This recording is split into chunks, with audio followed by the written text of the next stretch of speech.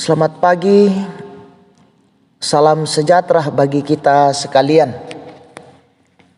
Kita berjumpa lagi dalam renungan harian Toraya edisi Kamis 20 Oktober 2022. Sebelum kita memulai kegiatan kita di hari ini, mari Bapak Ibu saudara-saudara kita sejenak bersekutu membaca dan merenungkan firman Tuhan.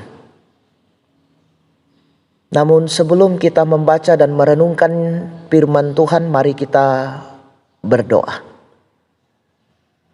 Ya Tuhan,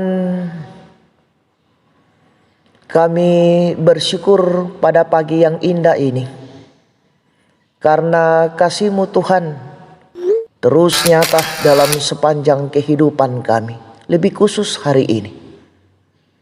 Engkau menganugerahkan hidup yang baru. Dalam hidup yang baru ini Tuhan, kami menyerahkannya ke dalam tangan pengasihan-Mu. Kami akan melaksanakan berbagai tanggung jawab di tengah-tengah kehidupan yang Engkau karuniakan kepada kami. Kami bersekutu membaca dan merenungkan firman-Mu, di mana firman-Mu akan menjadi pegangan kami untuk menjalani kehidupan ini.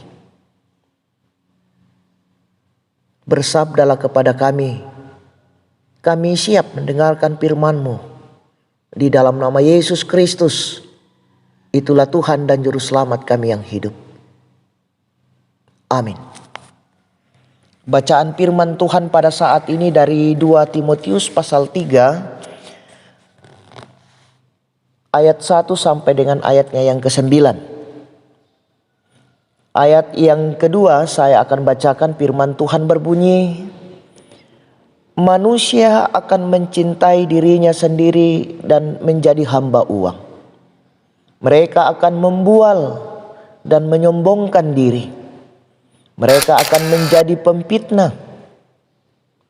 Mereka akan berontak terhadap orang tua dan tidak tahu berterima kasih, tidak mempedulikan agama. Amin, firman Tuhan. Tema kita pada saat ini, cinta Tuhan dan cinta diri. Saudara-saudara yang sama-sama dikasih oleh Tuhan, sikap cinta diri yang berlebihan telah nampak sejak peristiwa kejatuhan manusia ke dalam dosa. Oleh karena lebih mementingkan dirinya sendiri daripada penciptanya, maka manusia jatuh ke dalam dosa. Situasi ini digambarkan dengan ungkapan cinta diri yang berlebihan adalah akar kejahatan. Nah, saudara-saudara yang sama-sama dikasih oleh Tuhan, inilah yang disoroti oleh Rasul Paulus sekaligus mengingatkan Timotius, termasuk semua orang percaya, untuk tetap teguh dalam posisinya sebagai orang yang telah ditebus oleh kasih Allah dalam Yesus Kristus. Mungkin kita bertanya, apakah cinta diri tidak diperbolehkan dalam kekristenan? Tentu bukan itu yang dimaksud kitab suci. Mencintai diri sendiri lebih dari mencintai Tuhan, itulah yang menjadi masalah. Cinta diri yang benar adalah cinta diri yang dibangun berdasarkan cinta kepada Tuhan.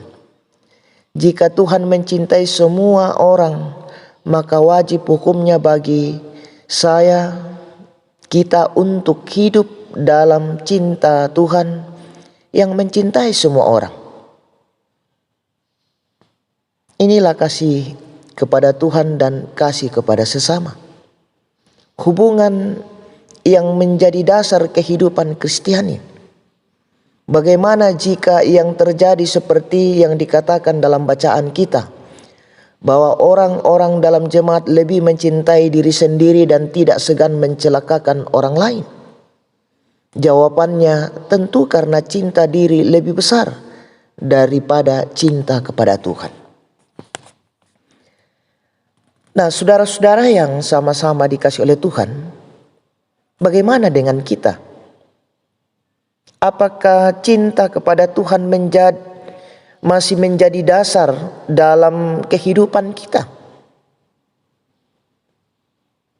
Rasul Paulus mengingatkan akan datang masa yang sukar dalam kehidupan umat Tuhan, di mana manusia hidup egois. Jika masa itu datang, apakah yang harus kita buat? Renungkanlah cinta Tuhan dan hiduplah di dalamnya, supaya engkau jangan terkungkung oleh kejahatan. Amin firman Tuhan. Mari kita berdoa. Puji syukur Tuhan kami panjatkan kepadamu. Engkau menganugerahkan waktu yang begitu indah bagi kami untuk bersekutu mendengarkan firman-Mu. Di mana ya Tuhan firman-Mu mengajarkan kepada kami untuk tetap setia menyatakan kebenaran firman-Mu, menjalani kehidupan ini yang berdasarkan cinta kasih Tuhan. Allah Bapa di dalam sorga, kami serahkan seluruh kehidupan kami Tuhan hari ini. Biarlah Engkau ya Tuhan bersama dengan kami sehingga kami tetap setia dan mampu menceritakan tentang cinta kasih Tuhan dalam kehidupan ini. Sehingga setiap orang yang berjumpa dengan kami pun dapat menikmati kebahagiaan karena kehidupan yang didasari dengan cinta kepada Tuhan. Allah Bapa dalam sorga, berkati segala usaha yang kami kerjakan hari ini Tuhan. Tanggung jawab dan segala rencana kami, biarlah semuanya dapat dilakukan sesuai dengan kehendak Tuhan dan memberikan hasil yang terbaik di tengah-tengah kehidupan ini. Allah Bapa di dalam sorga, ampunkan salah dan dosa kami. Sempurnakan doa kami yang kami bawa di dalam anak-Mu Yesus Kristus.